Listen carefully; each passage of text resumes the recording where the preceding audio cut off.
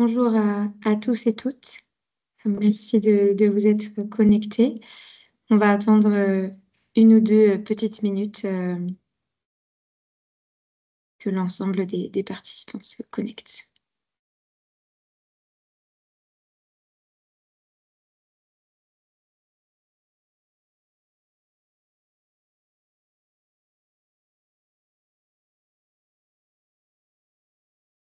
Voilà. N'hésitez pas à me dire si vous voyez bien le partage d'écran.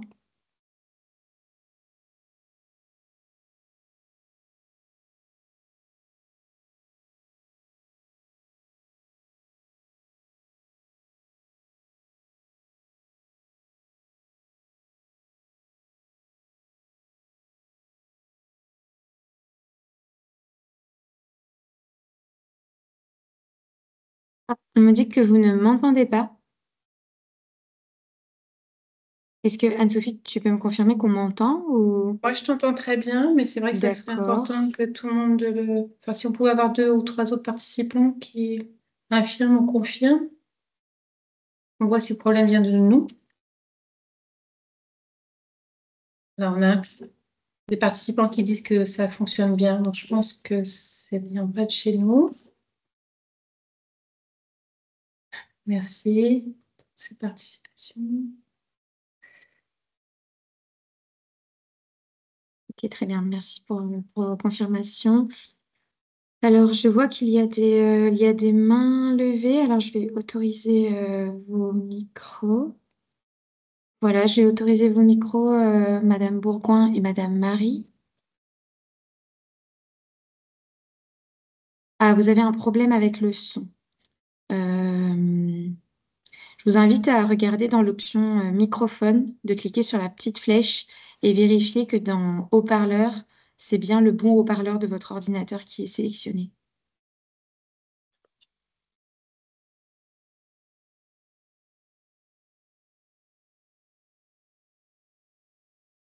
Ah oui, mais alors je dis ça, si vous n'avez pas le son, ça ne va pas vous aider.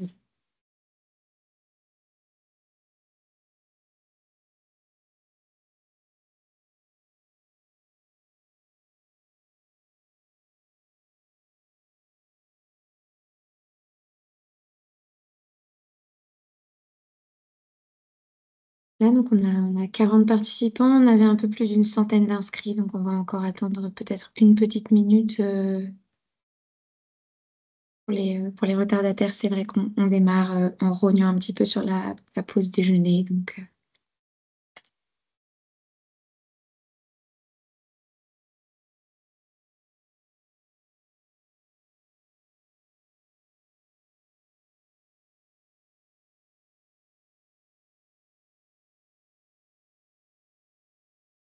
Oui, les slides seront disponibles.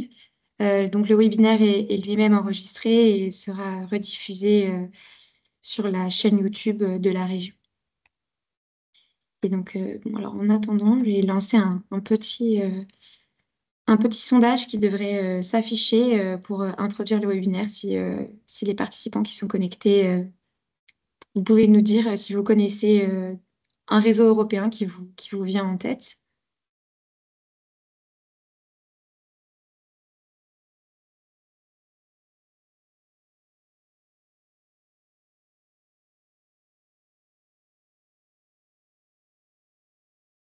Et Madame Marie, je vois que vous avez toujours la main levée. Normalement, votre micro est...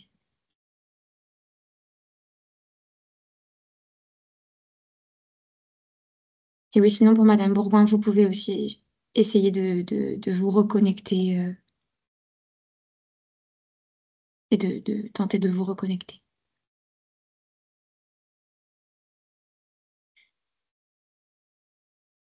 Ok, bon, alors est-ce qu'on a déjà quelques petites réponses?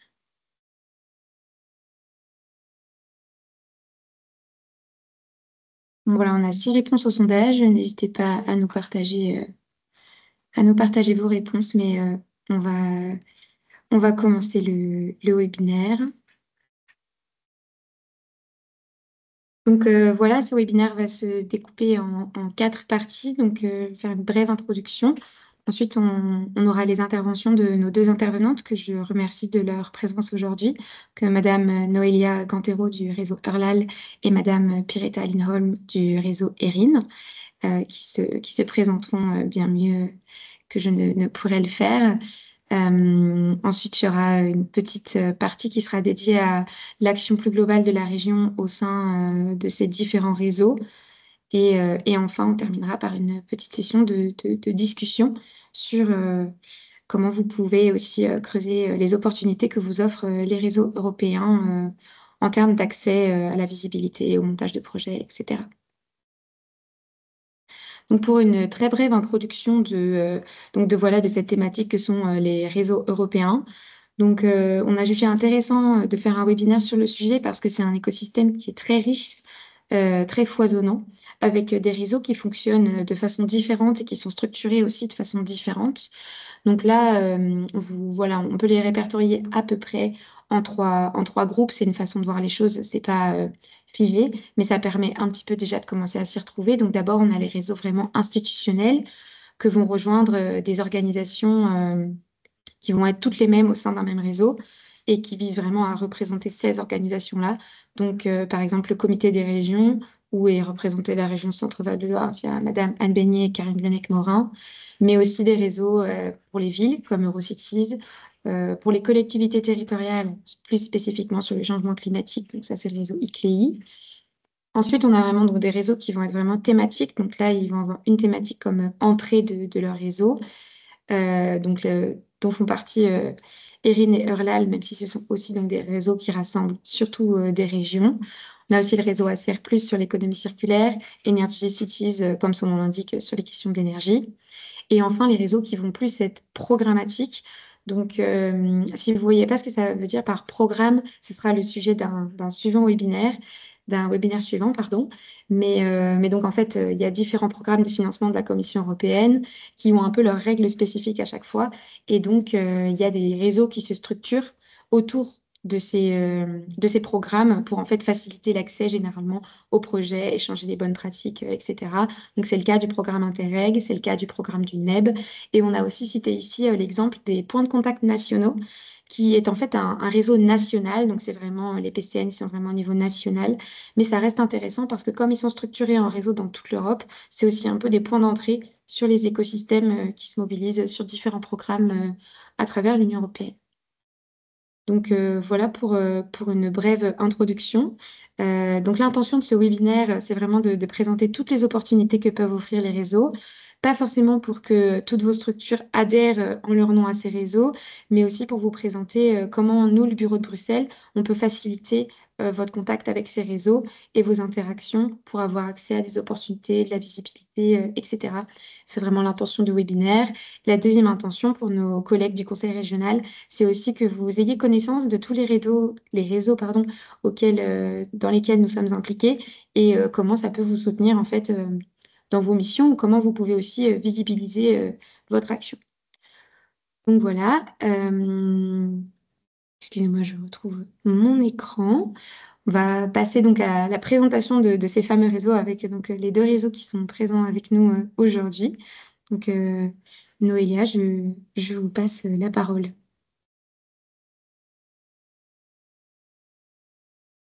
Merci.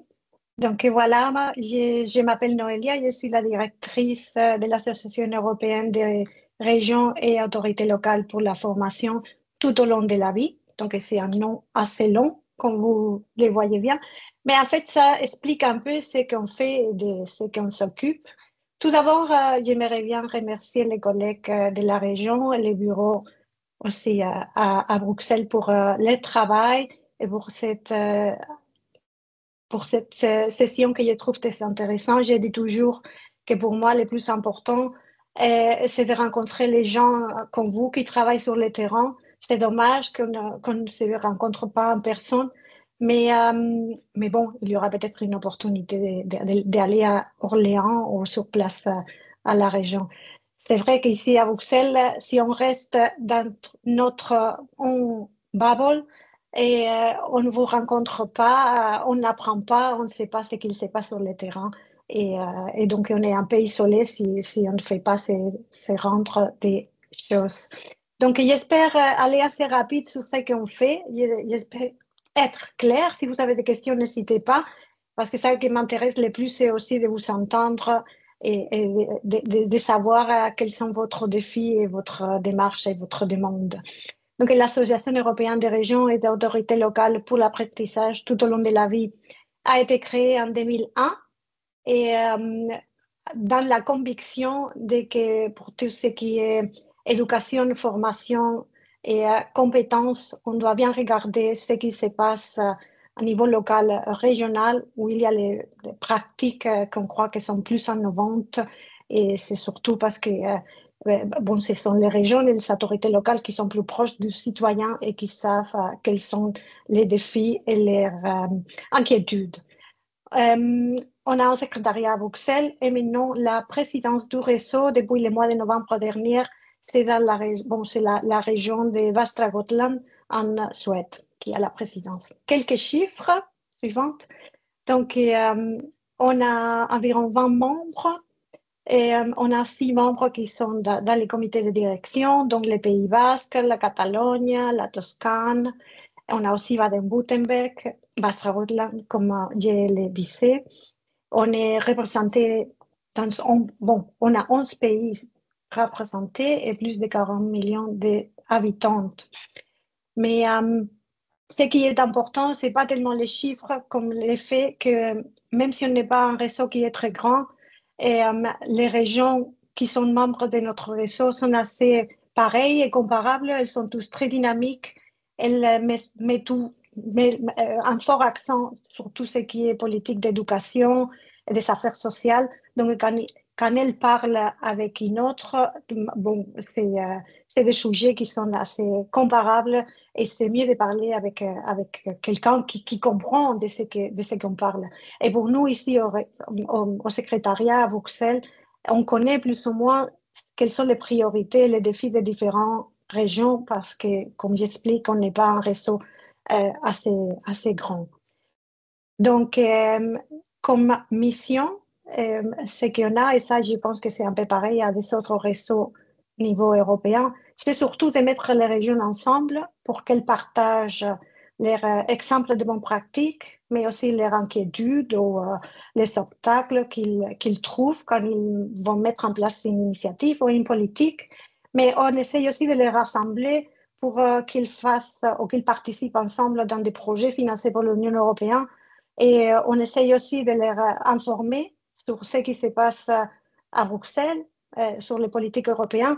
Mais ce qui est très important pour nous au sein d'ERLAL, c'est aussi d'être une sorte de fenêtre sur ce que les régions font et de communiquer ce que les régions font ici aux institutions européennes à Bruxelles. Et je pense que ça a été aussi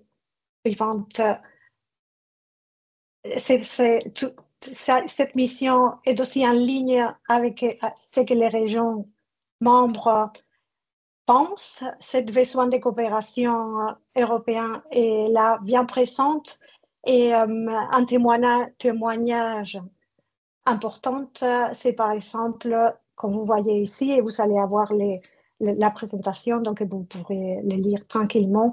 Votre président, François Bonneau, quand s'est déplacé à Bruxelles au mois de janvier pour le vœu de la région, il a souligné l'importance de travailler avec les communautés locales pour améliorer la cohésion de notre territoire. Il a aussi souligné l'importance de participer aux projets financés par l'Union européenne. J'imagine qu'aussi bien que pour les budgets que ça peut ajouter, pour tous ceux qui donnent des coopérations et des collaborations et des liens avec des autres territoires en Europe. Et en relation avec ça, quelques mots sur l'importance de coopérer. Je ne vais pas aller dans les détails parce qu'on n'a pas le temps, mais c'est un peu pour vous faire réfléchir quand vous rentrez à la maison et que vous regardez la présentation. Je dis toujours que coopérer, c'est un peu comme une histoire d'amour. Ça ne s'arrête pas du jour au lendemain. Là, il faut bien travailler, il faut s'impliquer, il faut alimenter ces relations. Et dans les domaines où on travaille, des compétences de l'éducation et de la formation, la coopération au niveau européen peut aider à renforcer les écosystèmes qu'on a au niveau régional. Ça peut aussi aider un peu à renforcer tout ce qui est les capacités du personnel technique qui travaille pour l'administration, mais aussi des acteurs locaux et régionaux, mais aussi renforcer la capacité des institutions. Et surtout, et aussi très important, ça peut nous servir un peu pour tester si ce qu'on fait dans notre région est, est comparable à ce qui se passe au niveau européen ou au niveau comment si les autres font la même chose que nous on fait et si ce qu'on est en train de faire c'est pareil ou si c'est mieux ou dans quelle position ou dans quelque sorte on est. Donc des fois on croit qu'on fait les choses pas si bien que ça, mais quand on compare avec des partenaires européens, on se rend compte que peut-être c'est pas si mauvais ce qu'on fait. La prochaine slide, s'il te plaît. Comment nous, on travaille, mais on a des priorités stratégiques qu'on a approuvées en 2023 et qui vont jusqu'à 2028. Et ça coïncide un peu avec les mandats de la Commission européenne. Et donc, chaque année, on décline cette priorité stratégique, ces 4 piliers, dans des différentes stratégies pour chaque année. Donc, à ce moment, on est en train de discuter sur les priorités qu'on va mettre en place en 2026. Et ça, on le fait avec notre comité de direction, mais on le fait aussi avec nos membres. Oui, aussi avec des représentants de nos régions qui viennent nous voir à Bruxelles ou avec qui on a des réunions bilatérales. Donc, on est assez flexible, on n'est pas très grand et on est là pour écouter, ce que les membres veulent faire du réseau. Et pour vous donner des exemples, pour cette année, comme priorité, on avait par exemple, faire les systèmes d'éducation et de formation plus attractifs, ce que les régions font pour attirer les gens à suivre une formation. On avait aussi qu'est-ce qu'il se passe avec l'intelligence artificielle dans le domaine de l'éducation. On a fait des activités sur ce sujet. Ou par exemple aussi comment améliorer la mobilité des apprentis qui sont dans des groupes défavorisés. Et donc pour l'année prochaine, comme j'explique, on est en train de discuter sur les priorités, mais ils vont être normalement bien influencés par ce qui se passe au niveau politique européen. Et vous verrez dans la prochaine diapo, peut-être vous le savez déjà, mais c'est surtout l'union des compétences qui est comme le contexte dans lequel on est en train de travailler et dans lequel on opère en ces moments comme réseau.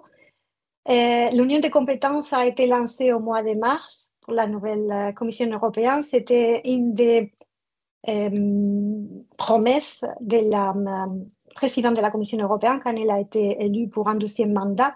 Donc, elle a promis que dans les 100 jours, elle allait mettre en place cette union de compétences qui est en ligne avec les rapports de Draghi sur une Europe plus compétente. Donc, c'est clair que si on veut avoir une Europe plus compétente, on a besoin des citoyens qui ont des capacités, des compétences, des acquis, des connaissances qui sont plus en ligne avec ce que les marchés du travail demandent, mais aussi des gens, des citoyens qui peuvent actualiser leurs compétences et leurs savoirs tout au long de leur vie, ce qui n'est pas le cas en ce moment. Les adultes qui suivent une formation, c'est très peu, même si les piliers européens des droits sociaux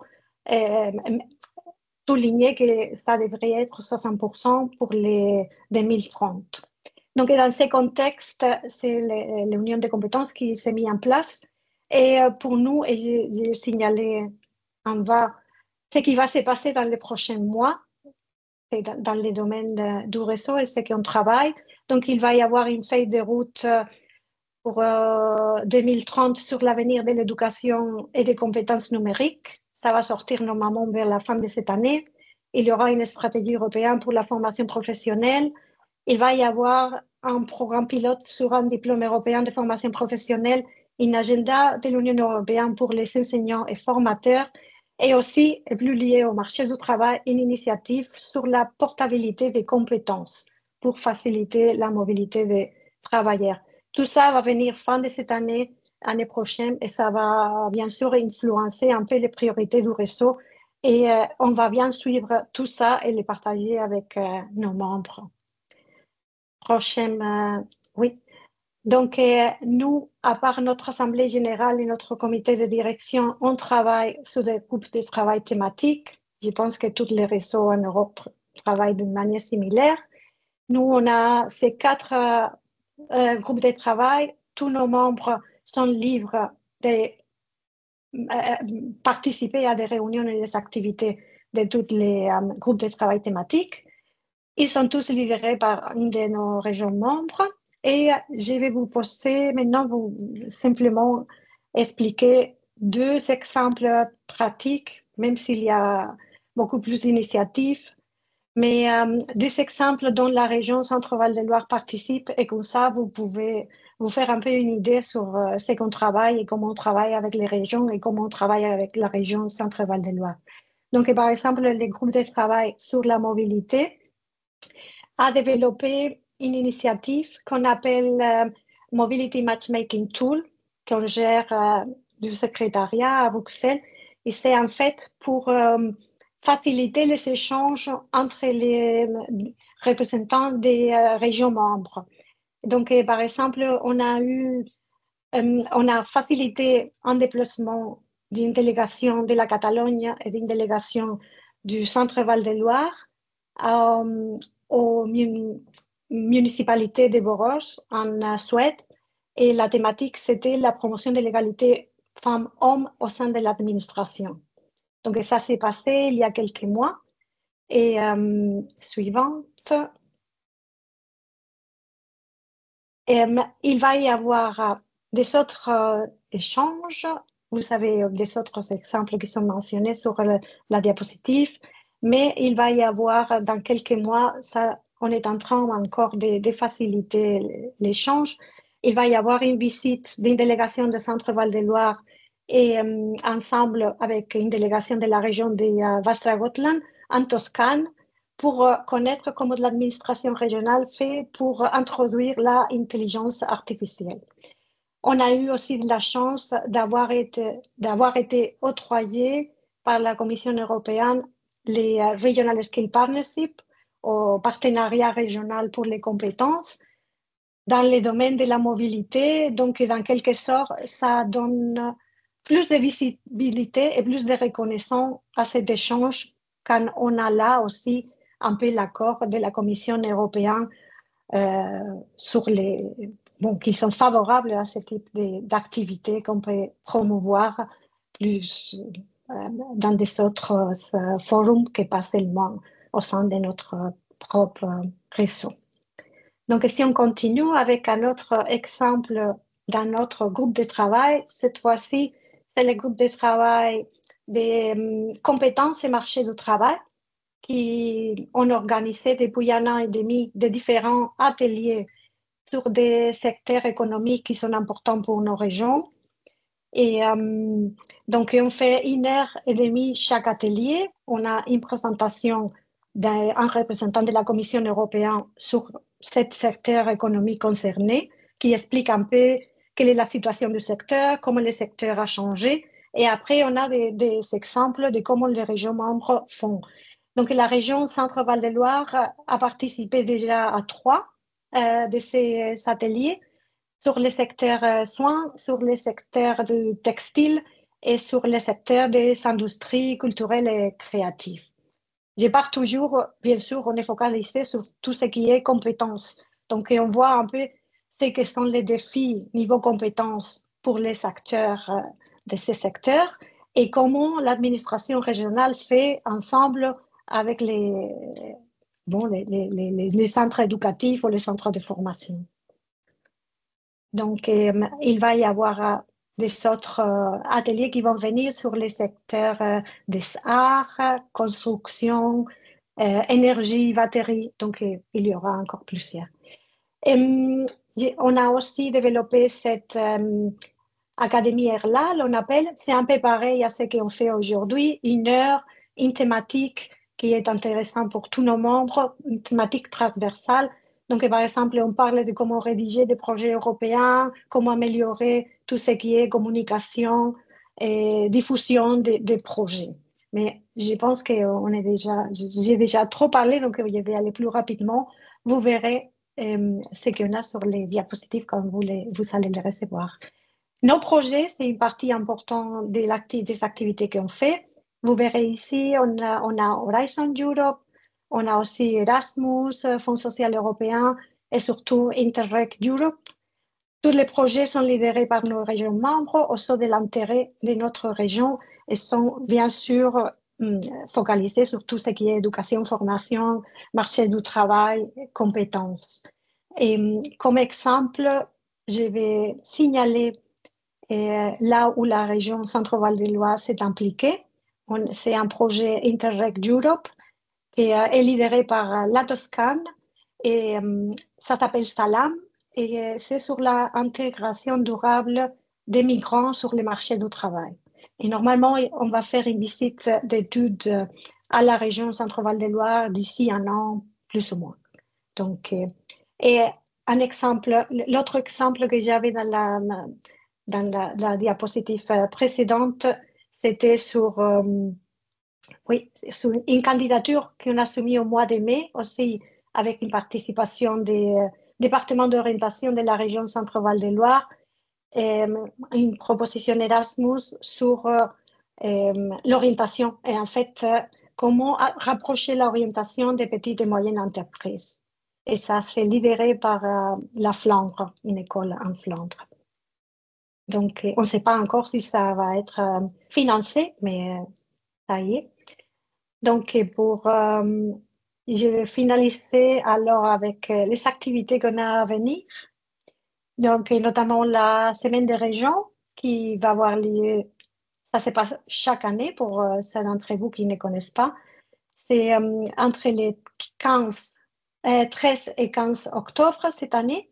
Nous, comme réseau, on a 3 événements plus importants. Le premier, c'est un stand dans le bâtiment principal de la Semaine des Régions, où le 14 octobre, il va y avoir une représentation du Centre Val-de-Loire qui vont interactuer et parler avec les gens qui vont visiter les stands et qui vont présenter une initiative de la région qui s'appelle Mise en scène, je pense, où en fait, on se met dans la peau d'une profession. C'est un peu pour montrer comment on se sent quand on est, je ne sais pas,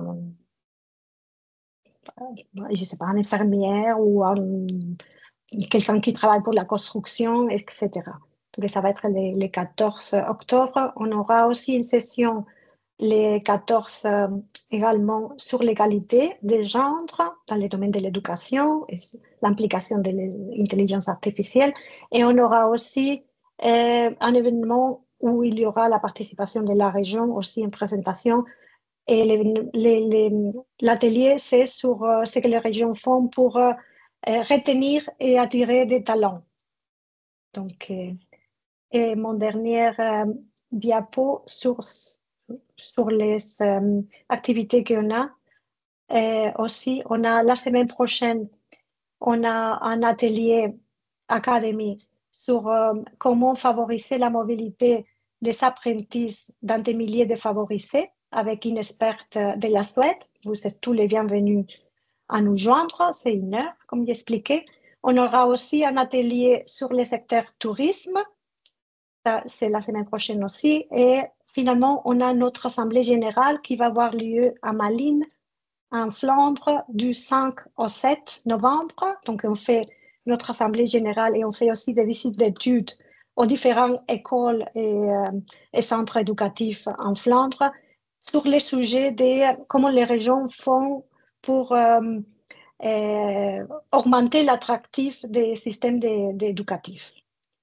Et donc voilà, je pense que c'est tout. Voilà, ici c'est mes contacts.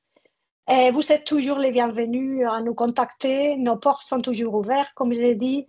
Et nous, c'est pas notre intention de vous donner plus de travail, mais de travailler ensemble et de faciliter vos travaux et vos échanges. Donc, n'hésitez pas et je suis prêt à avoir des questions ou des suggestions d'améliorer notre travail aussi. Et, voilà, je reste ici ouverte à vos suggestions. Merci. Un grand merci, Noélia, pour votre présentation très claire et très enrichissante. Je vous propose qu'on passe à l'intervention de Madame Pirita Lindholm. Et ensuite, à la fin du webinaire, on aura une session de questions-réponses avec nos intervenantes. Voilà, donc Pirita. Merci. Merci beaucoup pour l'invitation. Et c'est facile de parler après Noélia parce que, comme elle a déjà expliqué un peu comment ça fonctionne en réseau, je vais peut-être parler un peu plus vite et expliquer un peu plus vite nos activités. Alors, oui, nous, on est un réseau un petit peu. Tu peux aller dans le prochain. Voilà. On est un réseau un peu plus grand. On travaille sur les questions recherche, innovation, mais évidemment avec les visions des acteurs locaux et régionaux. Et on travaille aussi beaucoup avec des représentations à Bruxelles. Alors, parfois, on a à peu près 2 niveaux dans notre activité. C'est un peu le Brussels Bubble, comme Noélia a parlé, mais aussi on essaie vraiment d'engager dans nos activités des différents acteurs au niveau régional, local, qui travaillent sur les questions recherche et innovation. Alors, ça veut dire aussi pas seulement des gouvernements, mais d'universités, des différents acteurs qui sont intéressés sur le sujet. Voilà, et nos missions, nos objectifs sont vraiment de donner cette perspective locale sur les questions recherche et innovation, juste pour faire comprendre, peut-être en donner un exemple, on essaie vraiment influencer la politique et le financement, par exemple, vraiment de Horizon Europe, les programmes Horizon Europe, que ce sera plus facile à accéder pour les acteurs au niveau local et régional. Et bien sûr, comme des raisons en général, on travaille aussi beaucoup pour faciliter les connexions entre nos membres, mais aussi créer un dialogue continu avec les différentes institutions et spécialement les commissions européennes. Et comme aussi Noélia a parlé des projets, un des objectifs principaux pour nous, c'est aussi de trouver des opportunités pour les membres pour accéder dans le projet et spécialement aux projets liés aux recherches et innovations. Tu peux aller pour la prochaine. Voilà, alors comment on travaille? On travaille aussi avec des groupes de travail et task forces. Alors, eux sont vraiment des cœurs de notre travail. Évidemment, là-bas aussi, les 2 activités clés qui passent dans les réunions et des événements qu'on organise dans les différents groupes de travail sont aussi liés souvent sur les questions comment on peut trouver des opportunités au niveau des projets, influencer les différents sujets, différentes questions importantes qu'on discute en ce moment au niveau politique sur les recherches et innovations, mais évidemment aussi pour faire des échanges entre les membres et aussi avoir cette, comme on dit, information privilégiée au niveau européen. Alors, nous, dans tous les événements qu'on organise, on invite toujours les différents collègues de la Commission européenne de discuter avec nous. Comme ça, on peut garder cette connexion avec tout le travail qu'on fait et les connexions avec nos membres. La prochaine. Là, vous voyez un peu les structures, comment on organise notre groupe de travail.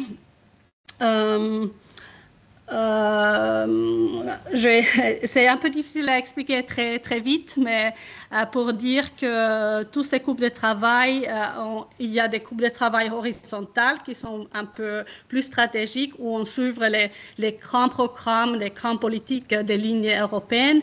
Là, on peut voir aussi cette petite ligne qui dit Competitiveness Workstream.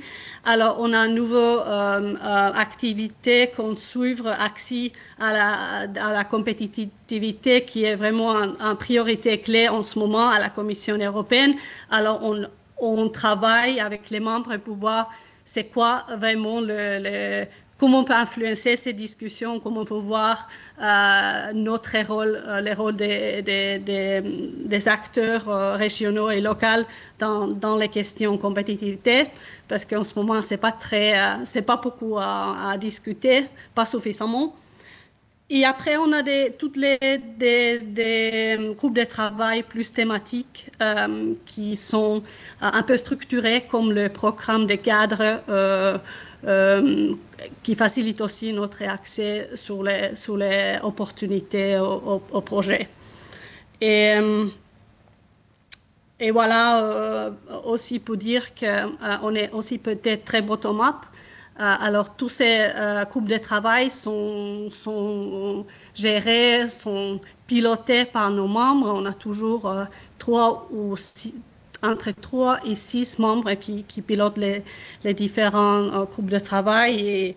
Et juste pour dire, Centre-Val de Loire sont très actifs dans cette cluster sur les cultures et créativité en train de piloter nos activités sur ce domaine.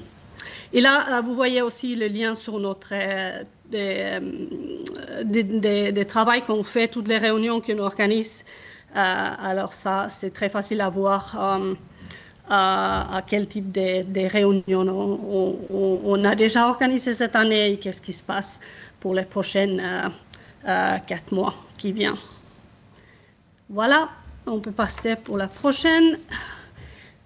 Je voulais très vite présenter quelques exemples de comment on travaille. Et je commence avec notre outil de support sur le développement des projets. Alors ça, c'est un outil qu'on propose en ligne et c'est très facile pour tous les membres d'exprimer leur intérêt sur les différents appels d'offres au niveau européen. On met directement ensemble des membres dépendant de leur intérêt. Et aussi, c'est intéressant pour nous comme un réseau pour voir, comme le secrétariat des réseaux, voir qui sont des intérêts en gros de nos membres et aussi organiser des activités plus précises au niveau des spécifiques appels d'offres, par exemple, et aider des membres d'accéder les opportunités. Et voilà, et dans le prochain slide, il y a un snapshot de nos projets où on travaille. Évidemment, nous, quand on travaille comme les secrétariats d'un réseau sur ce projet, on a toujours une idée que soit on travaille vraiment spécifiquement avec un grand groupe de membres dans ces projets, ou souvent c'est les projets qui donnent beaucoup d'opportunités pour tout le monde, on peut dire. Par exemple, au niveau des financements spécifiques, quand on parle de cascade funding au niveau européen, alors on donne, par exemple, dans le projet Pathways to Resilience, on donne un support jusqu'à 100 régions et villes sur leur travail sur l'adaptation de changement climatique. Et voilà, et ça c'est un exemple. Oui, tu peux passer, Lauriane. Et après, ça c'est un exemple de notre travail sur le niveau plus influencer les politiques européennes. Là, on a travaillé beaucoup déjà sur les questions de budget à long terme d'Europe. Et là, c'est un exemple sur nos travail sur le programme cadre, comme on aimerait bien le voir dans le futur. Mais évidemment, on travaille aussi en ce moment beaucoup de voir comment on peut profiter sur le fonds sur la compétitivité et comment on fait le lien aussi avec les programmes cadres et ce nouveau fonds. Et évidemment aussi sur la politique de cohésion dans les perspectives d'innovation et comment on peut amener dans cette discussion aussi des discussions en ce moment de centralisation, comment on peut amener plus cette vision régionale, locale, mais avec une innovation aussi. Je crois que mon dernier slide est après, il a juste 2 mots sur comment participer. Peut-être les premières choses ici, c'est très important d'avoir un accès sur pour avoir accès sur notre réseau, d'avoir un compte spécial pour chaque personne, parce que ça, c'est comment je dis, une manière de pouvoir participer dans toutes nos activités, les différentes réunions qu'on organise, mais aussi pour recevoir informations sur les sujets qui vous intéressent. On envoie tous les jours quelque chose qu'on appelle des daily updates sur les informations que vous êtes intéressés. Ça peut être thématique, ça peut être offre au niveau de projet, ça peut être quelque chose de plus stratégique que vous décidez de suivre au sein de nos réseaux, très important. Et aussi pour accéder des différents outils comme l'outil de développement de projet.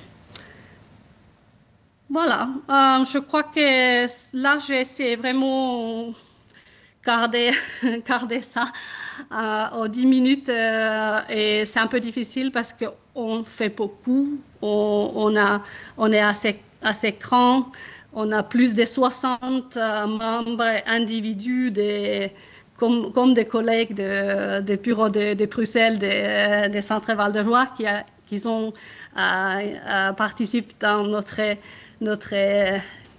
comment je dis, comment on gère le réseau tous les jours. Alors, c'est beaucoup de monde, c'est très chouette, c'est une grande famille. Et voilà, comme Noélia a dit, notre porte est toujours ouverte et on est un réseau très actif parce qu'on a des membres très actifs. Voilà, merci beaucoup. Merci beaucoup, Pirita, pour ton intervention. Effectivement, le sujet est vaste et le temps restreint.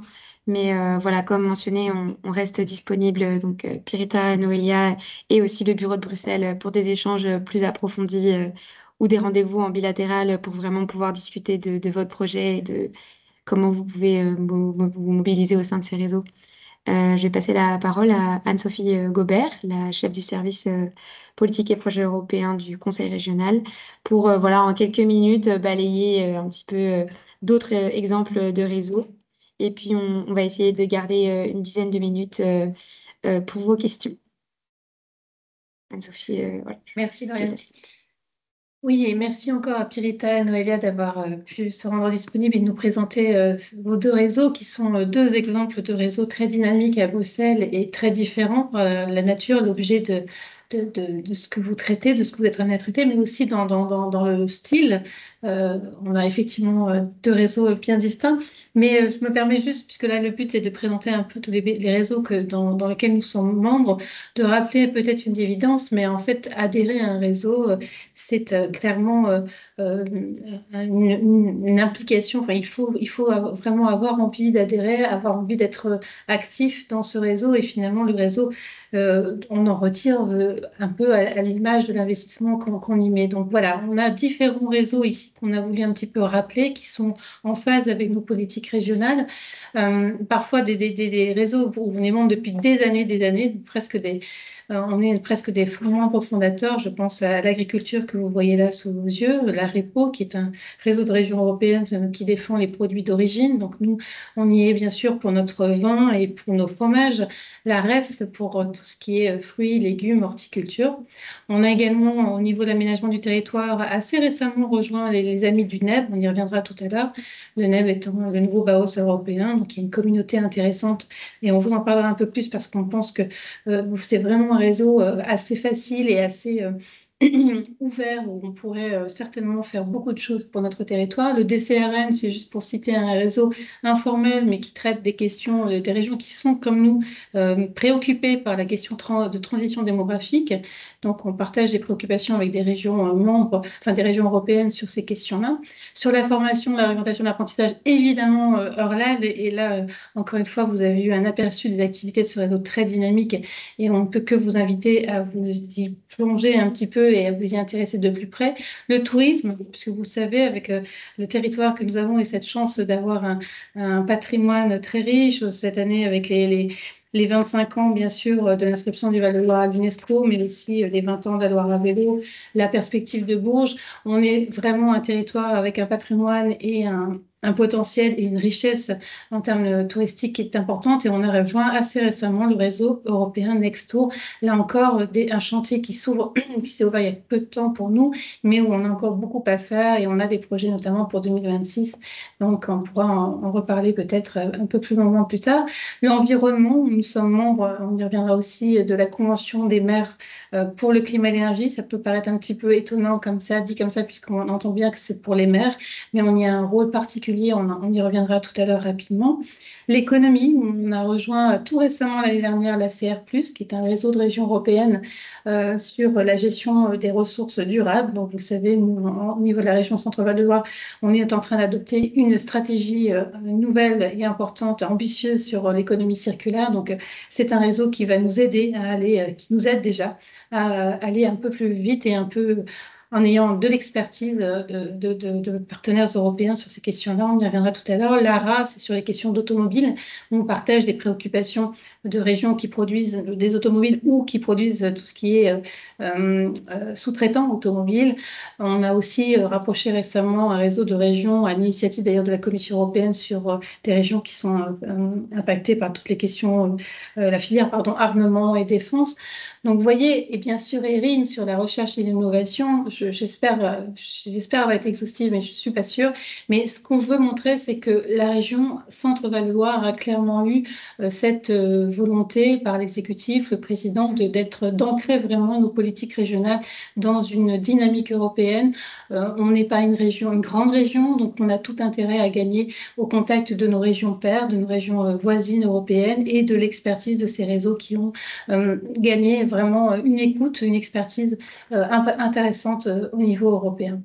Donc voilà, c'est un petit peu l'objet de cette fin de webinaire, de vous montrer qu'on est sur beaucoup de réseaux, enfin beaucoup, en tout cas un certain nombre, et qu'encore une fois, on ne peut que vous inviter à vous y intéresser par rapport au sujet et au dossier que vous êtes amené à traiter.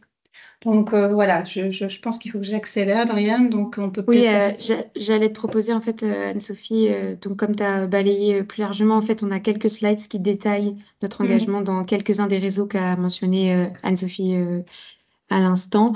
Donc, peut-être qu'on vous les enverra et ça vous permettra d'avoir ces informations-là pour pouvoir garder peut-être la dizaine Oui, de minutes de discussion, tout à fait.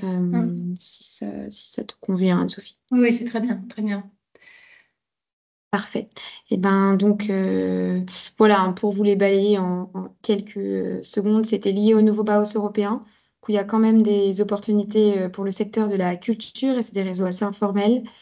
Voilà, sur l'économie circulaire, le tourisme, le numérique et l'environnement.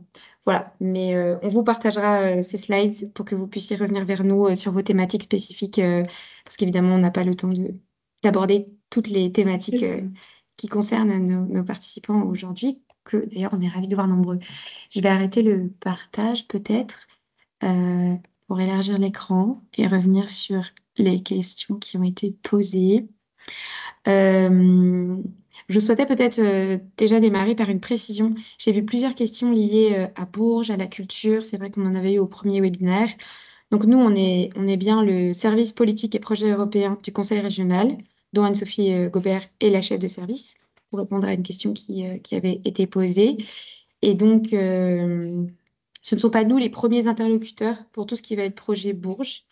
Enfin, il n'y a pas, par exemple, de lien direct entre nous et le CRI, par exemple. L'appel passé par Bourges 2028, c'est vraiment un appel à part géré par l'association Bourges 2028. Donc la région, le conseil régional reste bien sûr très impliqué dans les travaux de Bourges 2028 et nous, on joue aussi un rôle dedans. Par exemple, on avait notamment eu une rencontre entre la délégation Bourges 2028 et le groupe de travail NEB, Nouveau Baos européen de Erin pour citer un exemple.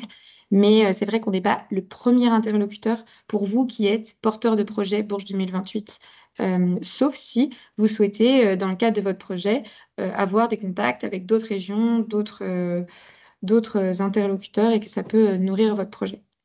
Voilà, pour reclarifier bien tout ça. Alors, si je balaye un peu les questions. Je vois notamment la question sur comment peut-on rejoindre le cluster culture et créativité. J'imagine c'est Madame Pisani que vous parlez du cluster de Erin. Donc ce cluster, effectivement, on y est assez actif avec les membres du bureau. Donc vous proposez de revenir vers nous par email. On a notre adresse à laquelle vous pouvez nous contacter que va vous mettre Carla dans le chat. N'hésitez pas à nous partager votre projet, ce que vous faites. Et nous, ça nous permet aussi d'identifier quelles bonnes pratiques on peut valoriser au sein de ces groupes de travail. Je vois une main levée, oui, n'hésitez pas à poser vos questions en direct. Alors, Madame, Monsieur Willem, je ne sais pas si c'est votre nom ou votre prénom, mais si vous voulez poser votre question.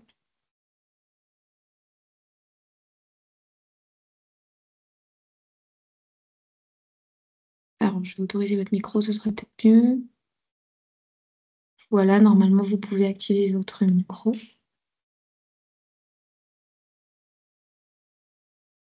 C'était peut-être une question que vous aviez au fil des présentations. J'ai vu que Noélia, vous aviez répondu à quelques questions dans le chat. Est-ce qu'il y a des questions plus spécifiques pour nos deux intervenantes qui sont là aujourd'hui, que vous souhaitez leur poser?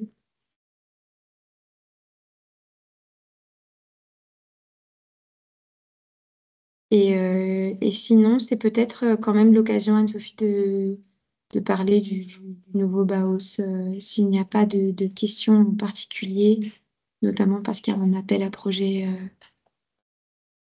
qui est en cours.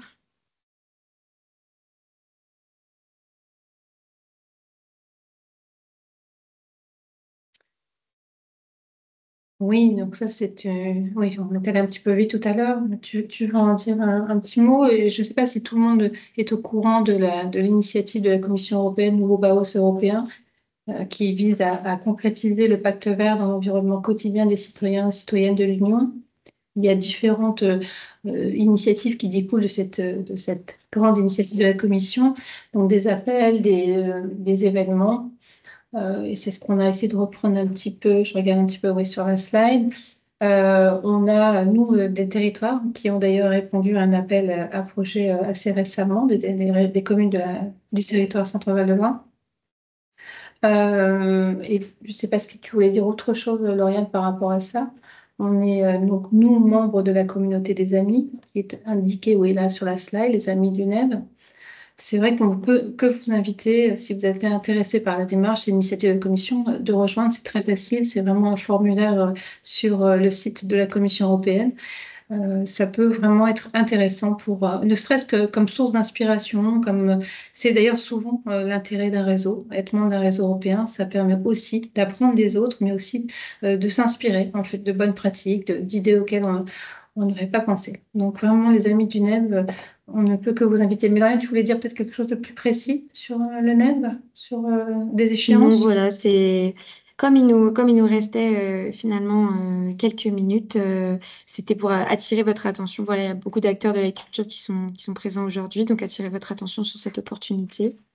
Euh, et pour répondre à la question de Madame Pisani, oui, alors pour rejoindre il se trouve que le NEB est structuré en réseaux qui sont plus informels, notamment les amis du NEB, qui sont pour les autorités publiques et les entreprises, ou les partenaires du NEB pour les organisations, donc plus associations, donc c'est-à-dire qu'ils ne sont ni autorités publiques ni entreprises. Euh, et donc, en fait, vous pouvez assez facilement les rejoindre. C'est un réseau qui fonctionne sur mobilisation volontaire, c'est-à-dire qu'il n'y a pas d'adhésion financière, en tout cas. Et c'est des réseaux de pair à pair qui vous permettent en fait donc à la fois de monter des projets, potentiellement de vous faire sponsoriser aussi sur des territoires pour déployer votre projet, euh, et aussi où circulent toutes ces opportunités, donc par exemple celle du festival Nouveau Baos européen, qui se déroule en fait tous les 2 ans à Bruxelles et qui se compose de différentes parties. Et on a déjà notamment eu d'ailleurs un acteur culturel Centre Val de Loire qui s'est produit. C'est la compagnie Systémique, euh, avec une performance musicale rythmique, si je ne m'abuse, qui s'est produit en 2024 ou 2023. Et, Non, et là, 2024. et là, effectivement, jusqu'au 30 septembre, il y a un appel aux candidatures. C'est ce que on mettait sur la slide. Donc, n'hésitez pas à vous manifester. Donc voilà pour le NEB et peut-être l'autre réseau sur lequel ça vaut le coup d'élargir la discussion, c'est euh, celui-là sur l'environnement. Anne-Sophie, si tu veux dire un mot sur la Convention des maires. Oui, je disais tout à l'heure rapidement que c'est une convention qui est plus destinée au niveau local à la base, mais donc on n'a pas pu adhérer tel quel à la convention. Néanmoins, on a signé en fait la convention et on s'est positionné comme coordinateur pour le territoire. Donc en fait, on s'est engagé à soutenir les communes du territoire Centre-Val de Loire qui s'engageaient en fait dans cette convention et à promouvoir l'initiative. Donc concrètement, chez nous, c'est Blois, Tours et Orléans qui sont signataires. Donc voilà, comme vous le voyez, les engagements sont remis sur cette slide. Quand on s'engage dans cette convention, on doit s'engager à fixer des objectifs à moyen et long terme, alignés sur ce lieu, mobiliser les citoyens, les entreprises, les autorités à tout niveau pour élaborer un pacte climatique local, agir dès maintenant en élaborant et en mettant en œuvre un plan d'action pour atténuer et adapter nos territoires au changement climatique. Et toujours pareil, l'intérêt de ce réseau, c'est de collaborer avec d'autres maires en Europe et dans le monde. C'est ça qui va ouvrir d'autres perspectives et qui va permettre parfois de s'engager sur des projets européens. Donc, c'est toujours cette idée qu'un réseau européen peut être un pas vers quelque chose auquel on n'aura pas forcément pensé, ou en tout cas permettre peut-être d'envisager des projets européens avec des acteurs, des partenaires qu'on aura découverts grâce à cette implication dans ces réseaux. C'est avec les réseaux qu'on apprend à se connaître et donc à envisager un projet qui est quand même une étape déjà supérieure, qui demande de l'engagement, beaucoup de sérieux, et il y a une prise de risque toujours. Donc c'est intéressant avant d'avoir pris le temps de se connaître à travers ce réseau. Avant. Voilà, tu voulais ajouter quelque chose peut-être, Lauriane, sur... C'est bon pour moi, merci beaucoup. Donc on arrive à la fin de ce webinaire. On a relayé un petit peu les questions qui sont dans le chat. On a vu qu'il y avait des questions de Madame Ventre, de Monsieur Bill, des Maisons Folies sur les fonds disponibles.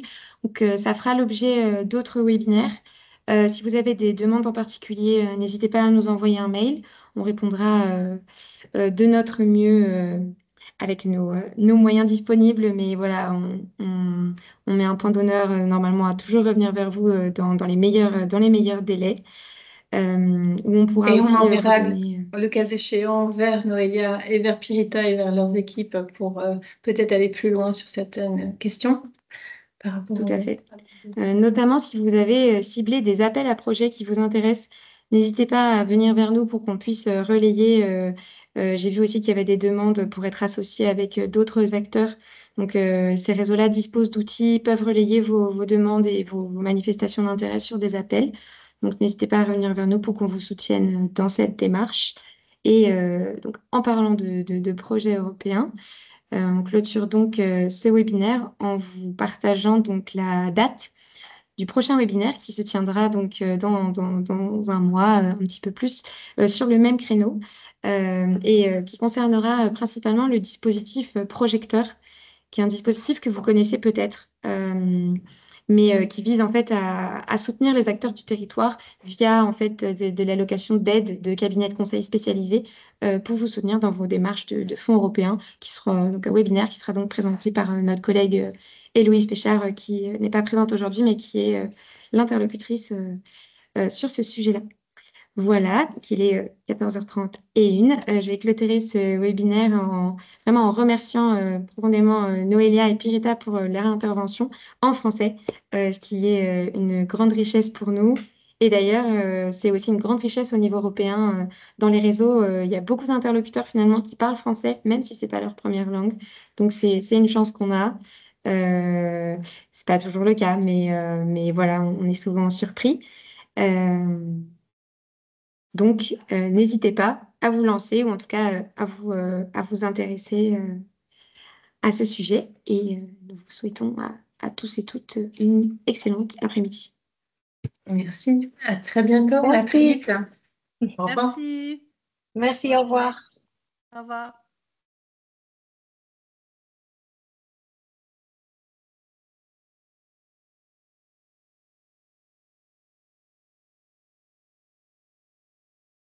Alors, est-ce que Madame Pisani, vous êtes toujours en ligne par hasard?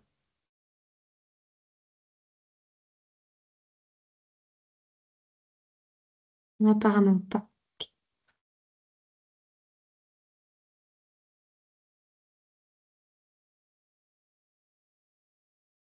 Oui, Isabelle. Oui, si vous avez des questions et que vous souhaitez prolonger l'échange, on peut bien sûr rester en ligne quelques minutes. Donc, ah, pardon, je vais autoriser votre micro.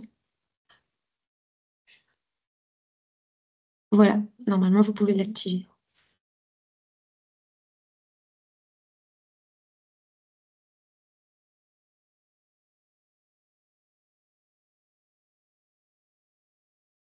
Alors, votre micro est désactivé, Isabelle. On ne voit pas votre nom de famille.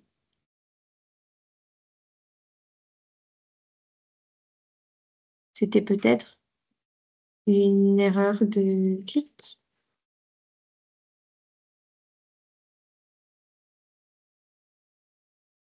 Oui, alors les fiches du premier webinaire, elles concernent surtout l'introduction de la démarche mode d'emploi en Europe, je vois la question de M. Bertrand, et elles sont disponibles sur le site Europe au centre. Si quelqu'un de l'équipe a le lien sous la main et peut le remettre, ce serait super.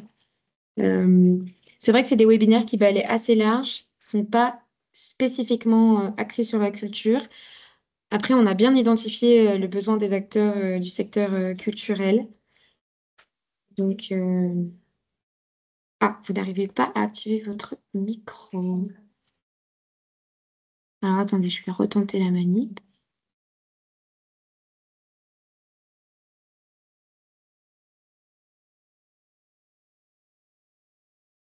Est-ce que vous pouvez réessayer, Isabelle? Normalement, vous pouvez l'activer maintenant.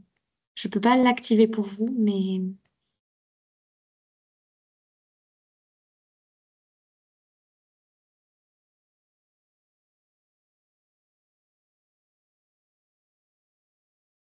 Sinon, si vous voulez nous poser votre question à l'écrit, c'est moins idéal, mais...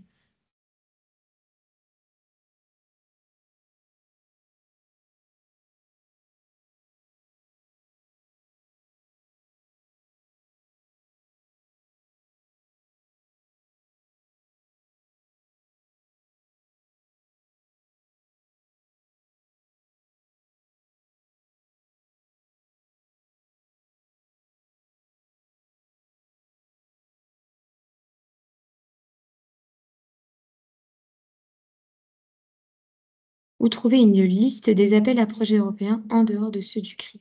Ah oui, donc vraiment, donc peut-être pour bien repréciser la distinction entre un appel comme le CRI et ce qu'on appelle un appel à projet européen. Donc, le CRI, en fait, c'est un appel à projet porté par une structure locale, territoriale, qui est l'association Bourges 2028, à destination des acteurs et qui s'inscrit dans un contexte européen.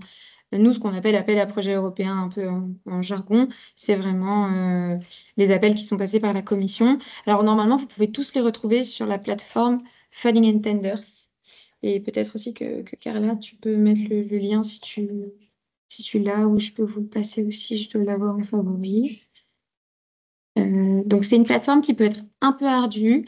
Après, si c'est votre souhait de vous inscrire dans des appels à projets européens, c'est toujours une bonne chose que vous vous familiarisez avec cette plateforme pour avoir les appels, que vous créez ce qu'on appelle un PIC. C'est en fait le numéro d'identification qui vous permettra ensuite d'être intégré à des appels à projets européens. Une fois que vous avez créé votre espace, il existe indéfiniment. Donc là, vous retrouvez l'ensemble des appels. Et après, bah, par exemple, le réseau ERIN, la newsletter, relaie assez régulièrement des appels. Je ne sais pas si vous connaissez le réseau Relais Culture Europe.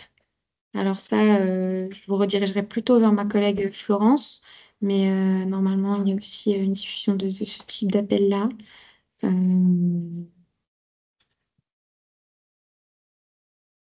Voilà, j'espère avoir répondu à votre question.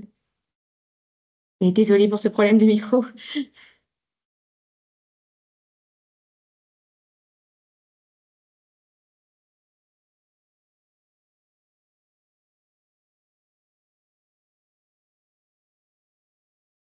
Eh bien, bah, s'il n'y a plus d'autres questions, on va pouvoir clôturer cet échange et on reste bien sûr à votre disposition. Alors oui, alors normalement, vous avez les liens un peu au-dessus. Florence vous a envoyé le lien du Relais Culture Europe. Un peu au-dessus, vous avez le site Funding and Tenders. Voilà.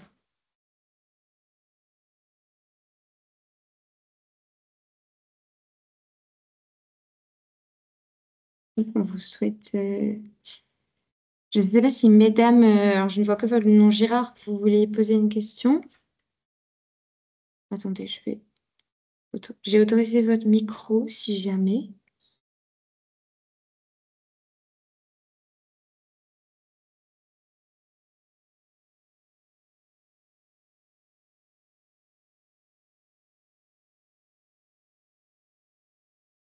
Bon, apparemment pas. Ok, bah voilà, on reste à votre disposition sur l'adresse Bureau Bruxelles qui a été mise un petit peu plus haut. Vous l'aurez aussi normalement dans le mail de remerciement. Si vous n'avez pas de nos nouvelles, n'hésitez pas à revenir vers nous. Parfois, les mails de remerciement sont considérés par des spams, comme des spams et n'arrivent pas en fait parce qu'ils sont adressés à trop de destinataires à la fois. Donc voilà, n'hésitez pas à nous refaire signe si on ne se manifeste pas. Et je vous souhaite une excellente après-midi. Au revoir.